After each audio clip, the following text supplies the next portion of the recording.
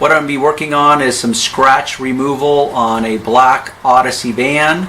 I have pre-cleaned the area with a solution of rubbing alcohol and distilled water. I mix it 50-50. This car was not pre-washed or detailed or anything, so this panel is where the damage was done.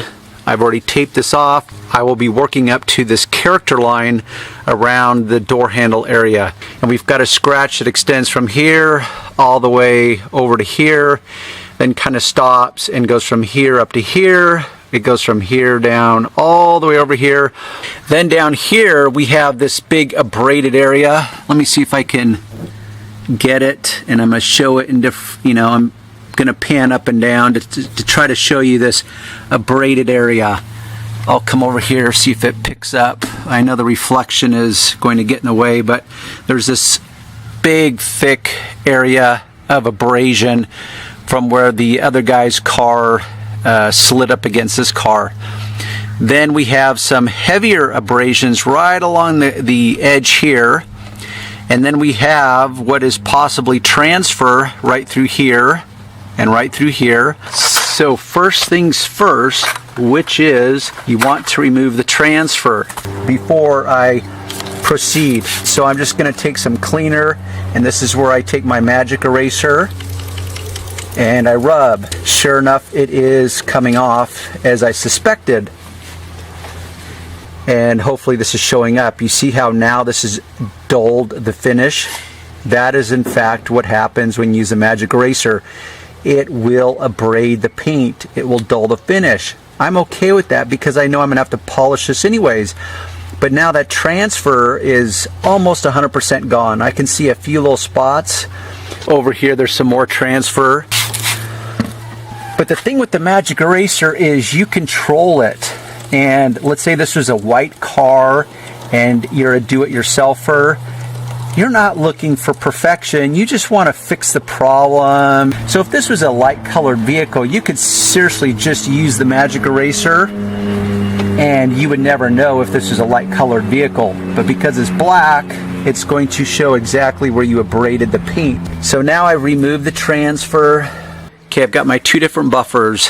I got my rotary or high speed here on the left, my DA or dual action on the right. So I'm going to cut to the chase with the high speed first. I'm going to finish up with the DA second. Here's my various polishing pads and sandpaper.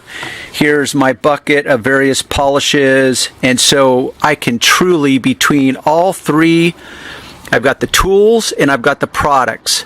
Then I've got my cleaning bucket, which is where I keep my various chemicals. I keep my magic eraser here on the side. This is the bucket jockey. Okay, I've got this taped off, and this is the section I'm going to be working on. What I'll be using is my Menzerna high performance compound case. It's just a small area. That's literally all the polish I'm using, is about 5 little dollops. Now this DeWalt, I can control the speed at the trigger, and I can set the max speed here at the dial. So I know that my max speed in this situation, I don't need to go over 1,000. So I'm just going to keep it this way. I'm just going to barely...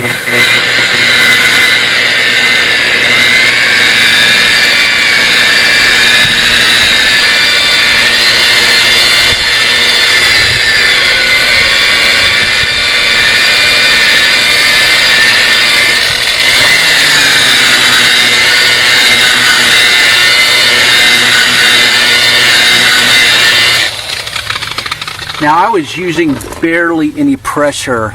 If I had to guess, maybe 2 pounds tops. Because all I'm worried about is this character line right here. I don't want to burn through the edge. Once you ring that bell, there's no unringing that bell. There's no going backwards unless you want to get some touch-up paint. I don't want to do that. So now I have removed the scratches just on this character line, and then the rest of these scratches remain. So I'm going to get some really thin tape and apply it and then move forward. Okay, see these two different sizes of tape? This is Scotch brand, which is a 3M owned company. This stuff is more adhesive than blue painter's tape. As a rule, blue painter's tape will take care of probably 90% of the situations. Now the edge is protected and the area in which I've already polished it is protected. Now I can focus on this area and that area. Now that this is taped off, I'm going to apply just a few more dollops of the compound. See that? Just a few more, because it's not going to require too much. And I'm going to work on this area first.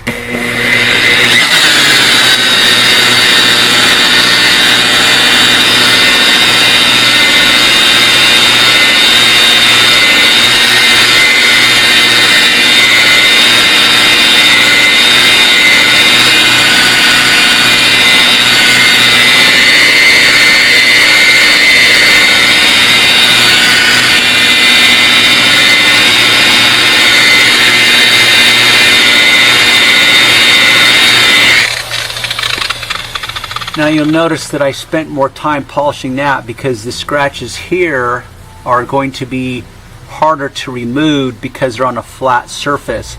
So I'm just going to add a little more compound, spend a little bit more time right on that part.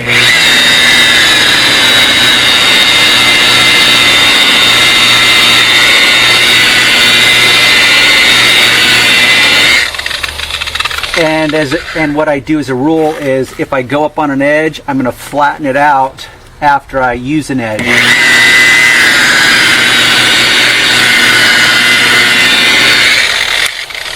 And that will remove some of the swirl marks already. Okay, this is now fixed. Now I'm going to focus on this area.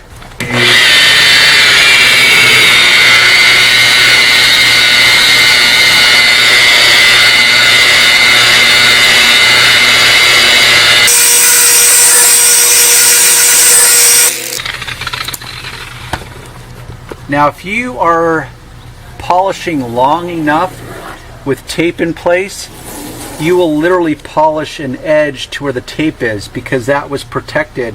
So you will have worn down the clear coat, and once you take this off, now I didn't do that in this situation, I'm just referring to, like, let's say I really had to spend some time working the buffer, getting those scratches, because you are polishing away some clear coat material. So you will literally end up with a ridge that's within the clear coat now. So what you may need to do is pull the tape off, wipe the area, and just verify that there's no ridge left. But as a rule, I'm going to go back over it anyways.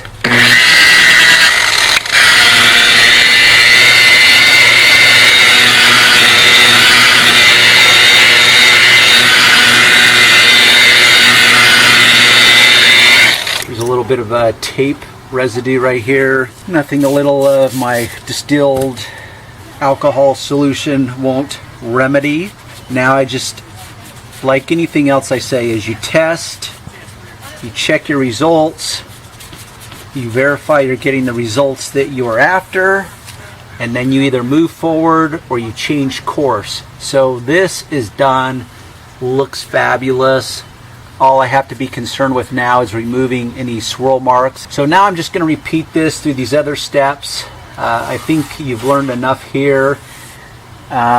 What I'm going to do now is, instead of this section, I'm now going to work from this section forward. So now I'm going to reposition my tape and protect this edge and just move that direction. I'll take you in for the, actually what I'll do is I'll finish this, I'll bring you back for when I use the DA polisher, and we'll go from there. Okay, let's go in for a quick look. I finished polishing. Just notice that there's still a little residue of polish right through here. Want to get that off. And I use, once again, my distilled alcohol solution. So I want to strip all the polish off, verify my results, which look amazing. You'll see a little bit of line right here. That's because this area right through here was protected with tape, so that has not been polished. And this area is now more polished than that area. So this is where the DA comes in. It's a far more safer tool, and I can literally polish right over character lines and edges with far less fear of burning them. So this is where I want to now blend in the area, go past the area that I originally polished, and essentially blend in this area into the freshly polished treated area.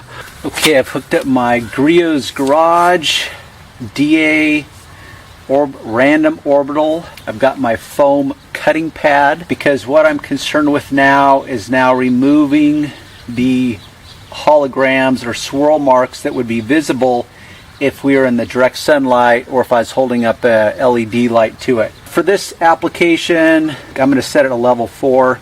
That will be sufficient.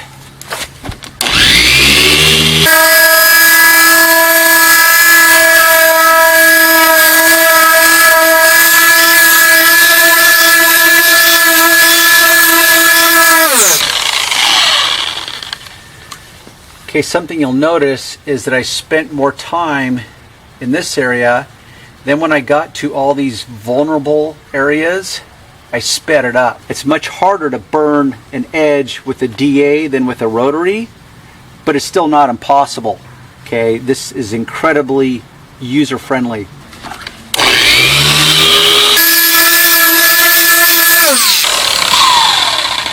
As I was talking, I noticed that at the very edge there was a little bit of scratching, and I know through experience of how much this edge can tolerate as far as polishing goes.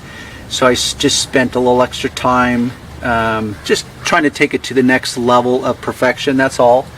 So I'm going to finish this with the cutting foam pad, and then I'll wax it. I'll bring you in for a closer look, and hopefully you will have learned something along the way, folks.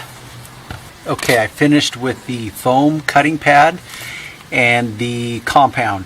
At this point, I have polished it. I've removed the swirl marks to probably 90%. Now I'm going to finish it with this foam pad, and this is how much polish I use.